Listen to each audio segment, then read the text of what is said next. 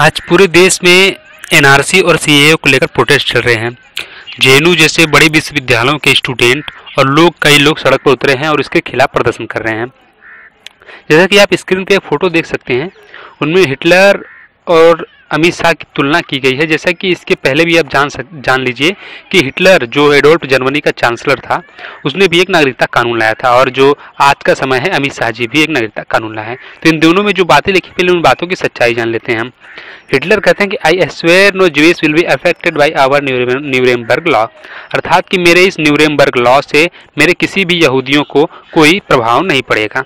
और वहीं दूसरी तरफ अमित शाह जी कहते हैं कि I swear no Muslim will be affected by our citizenship amendment bill, मतलब मेरे सिटीजनशिप अमेंडमेंट बिल से मेरे किसी भी मुस्लिमों को कोई प्रभाव नहीं पड़ेगा। तो चलिए जान लेते हैं इस फोटो की सच्चाई। क्या जर्मन के नागरिकता कानून से सच में उनके यहूदियों को कोई प्रभाव पड़ा था या नहीं पड़ा था? तो चलिए पहले जान लेते हैं हिटलर के कानून को। सन 1933 में नाजी पार्टी के सहयोग से एडोल्फ हिटलर जर्मनी का चांसलर बना। 30 जनवरी को इसके बाद उसकी पार्टी ने धीरे धीरे अपोजिशन को खत्म करना शुरू कर दिया। ये हो जाने के बाद हिटलर ने खुद को जर्मनी का डायरेक्टर यानी तानाशाह घोषित कर दिया। एक नए युग की शुरुआत करने की बात कही, जिसे थर्ड राइक यानी तीसरा अंपायर भी कहा गया। पहला था रोमन अंपायर, दूसरा जर्मन अंपायर, तीसरा हिटलर का थर्ड राइक। सन 1935 में जर्मनी में रैली हुई और नाजी पार्टी की सहयोग से सन 1935 में ही न्यूरेमबर्ग लॉ बनी, जिसके बाद उन्होंने 2 नए कानून घोषित किए। पहला था राइक सिटीजनशिप लॉ, दूसरा था law of the protection of German blood and honour, यानी जर्मन खून और सम्मान की सुरक्षा का कानून। तो चलिए जानते हैं कि राइक सिटीजनशिप लॉ क्या था। इनमें 2 आर्टिकल थे। पहले आर्टिकल के पहले पॉइंट में था, राज्य का विषय वह व्यक्ति होता है जो जर्मन राइक के संरक्षण का आनंद उठाता है और इसके परिणाम स्वरूप उसके प्रति उसका विशिष्ट दायित्व होता है। दूसरे नंबर पे था, राज्य के विषय की स्थिति राइक और नागरिकता कानून के प्रावधानों के अनुसार अर्जित की जाती है।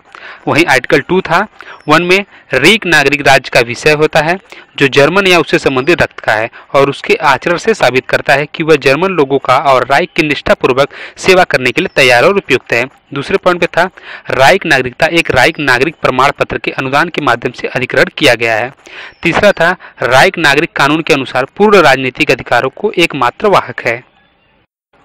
जैसा कि साफ साफ कह लें कि राइक सिटीजनशिप लॉ के तहत ये कहा गया कि जर्मनी का नागरिक वही होगा जिसके रगों में जर्मन का खून हो। इसके तहत वहां बसे यहूदियों को इसका बहुत बड़ा प्रभाव पड़ा। जैसा कि इसके साथ ही यहूदियों को जर्मनी की नागरिकता भी खत्म कर दी गई। अब वो न तो पासपोर्ट बनवा सकते थे और न ही उन्हें जर्मनी से बाहर निकलने के लिए वीजा मिल सकता था। जर्मन खून और सम्मान की सुरक्षा के लिए बने कानून में ये भी बातें कही गई थी कि जर्मन नागरिकों और यहूदियों के बीच शादियां नहीं होंगी। यदि विदेश में ऐसी कोई शादी की जाए तो उसे भी अवैध करार दिया जाएगा। जर्मन नागरिकों और यहूदियों के बीच एक्स्ट्रा मटेरियल रिश्ते भी नहीं रखे जाएंगे, यानी शारीरिक संबंध भी पूरी तरह गैर कानूनी घोषित कर दिए गए। यहूदी अपने घरों में 45 साल से कम उम्र की जर्मन महिलाओं को काम करने के लिए नहीं रखेंगे। राइक का झंडा फहराने और उन्हें रंगों को यहूदी प्रदर्शित नहीं कर सकते थे। इस कानून को तोड़ने वालों को जुर्माना और सशर्म कारावास देने की घोषणा भी की गई। जर्मनी के नाजी यही नहीं रुके, इसके बाद कानून में कई दूसरे नियम भी जोड़े गए। यहूदियों के अलावा इसमें रोमानिया और अश्वेत लोग भी जोड़े गए। आने वाले सालों में यहूदियों को पार्क, रेस्टोरेंट, स्विमिंग पूल इत्यादि से प्रतिबंधित कर दिया गया। इन्हें इलेक्ट्रिकल उपकरण इस्तेमाल करने से भी रोक दिया गया। 1938 में यहूदियों के लिए खास तौर पर आइडेंटिटी कार्ड बनाए गए। उनके पासपोर्ट पर लाल V रंग से J लिखा गया। उन्हें सिनेमा, थिएटर, एग्जीबिशन इत्यादि में हिस्सा लेने से भी रोक दिया गया। साल 9 और 10 नवंबर की रात को यहूदियों को पूजा स्थलों में तोड़फोड़ की गई। पूरे देश में उनकी दुकानें भी बर्बाद कर दी गई। उसके अगले साल यहूदियों को उनके घरों से निकाल दिया गया। उनकी कीमती चीज़ें जब्त कर ली गई, कर्फ्यू लगा दिया गया। उनके लिए उनके टेलीफोन भी छीन लिया गया। पब्लिक टेलीफोन को भी इस्तेमाल करने का हक उनसे छीन लिया गया। पालतू जानवर रखने पर भी पाबंदी लगा दी गई। उनके कोट और गर्म कपड़े जब्त कर लिए गए और अंडे और दूध मिलने भी उनको बंद कर दिए गए। ये सिर्फ कानूनी बदलाव थे। हिटलर ने जर्मनी के लोगों के भीतर यहूदियों के लिए भरी नफरत को इस कदर बढ़ाया कि 60 लाख लोग मौत की भट्टी में झोंक दिए गए और किसी ने एक सवाल तक नहीं उठाया। इंटरनेट पर जहां CAA से इसकी तुलना की तस्वीरें चल रही हैं, वहीं एक और तस्वीरें हैं जो कुछ कहती हैं।